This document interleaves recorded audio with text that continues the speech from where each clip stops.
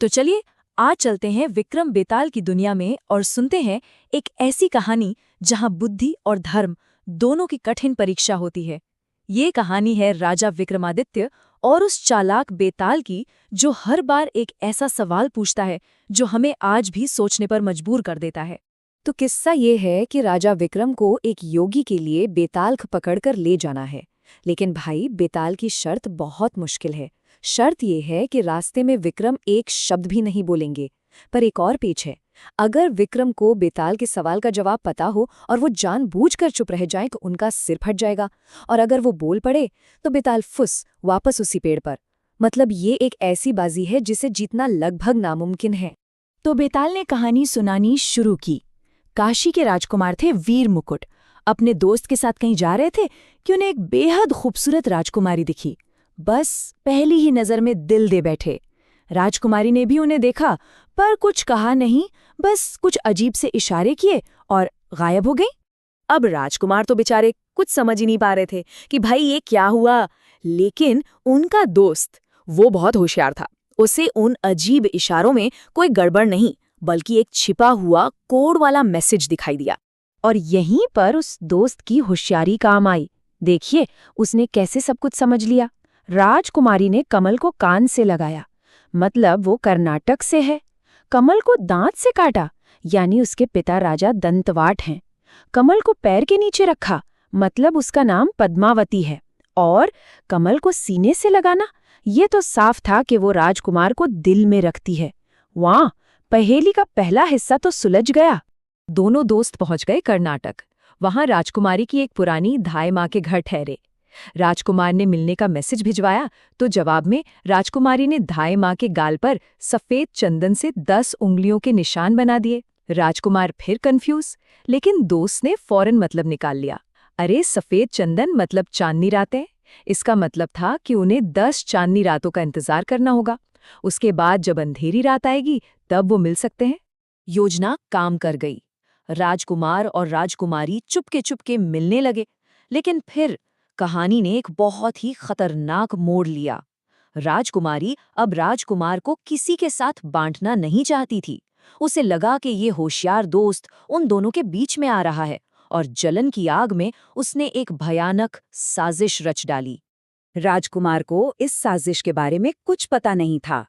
वो बड़े प्यार से राजकुमारी के हाथ का बना खाना अपने दोस्त के लिए ले गया, पर वो दोस्त था बड़ा तेज। उसने एक पल में धोखा भांप लिया। लेकिन उसने बदला लेने के बजाय एक ऐसी चाल चली जिसकी किसी ने कल्पना भी नहीं की होगी। योजना बड़ी जबरदस्त थी। दोस्त ने राजकुमार से कहा, सुनो, रात में सोती हुई राजकुमारी की पीठ पर त्रिशूल का निशान बना दो और उसके सारे गहने चुरा लो। सुबह उन गहनों को बाजार में बेचने की कोशिश करना, ताकि सिपाही तुम्हें पकड़ लें। जब वो पूछें तो कह देना कि ये गहने एक योगी ने दिए हैं और मेरा पता दे देना। जब सैनिक मुझे यानी योगी को पकड़कर राजा के सामने लाएंगे तो मैं राजा को ये यकीन दिला दूंगा कि त्रिशूल के निशान वाली ये लड़की राज्य के लिए अपशकुन है और इसे देश निकाला दे देना ही सही है। और प्लान पूरी तरह कामयाब रहा। राजा ने बिना कुछ सोचे समझे अपनी ही बेटी पद्मावती को राज्य से निकाल दिया। जंगल में राजकुमार और उसका दोस्त उसे अपने साथ ले गए और अपने राज्य लौट आए। और बस कहानी यहीं खत्म होती है, और बेताल अपना वो सवाल पूछता है जिसके लिए ये सारी मेहनत थी। और ये है बेताल का वो सवाल जिसने राजा विक्रम को धर्म संकट में डाल दिया। कहानी के हर किरदार ने कुछ न कुछ ऐसा किया जो नैतिक रूप से सवालों के घेरे में था। लेकिन असली पापी कौन था? सबसे बड़ा गुनहगार कौन था? इससे पहले कि राजा विक्रम का जवाब सामने आए, जरा एक पल के लिए सोचते हैं। पाप का भागी कौन है? क्या वो राजकुमार जो प्यार में अंधा था, या वो दोस्त जिसने वफादारी निभाने के लिए छल किया? क्या वो राजकुमारी थी जिसने जलन में हत्या की कोशिश की, या फिर वो राजा जिसने बिना जांच पड़ताल के फैसला सुना दिया? राजा विक्रमादित्य, जो किसी भी अन्याय को देखकर चुप नहीं रह सकते थे, अपनी चुप्पी तोड़ देते हैं।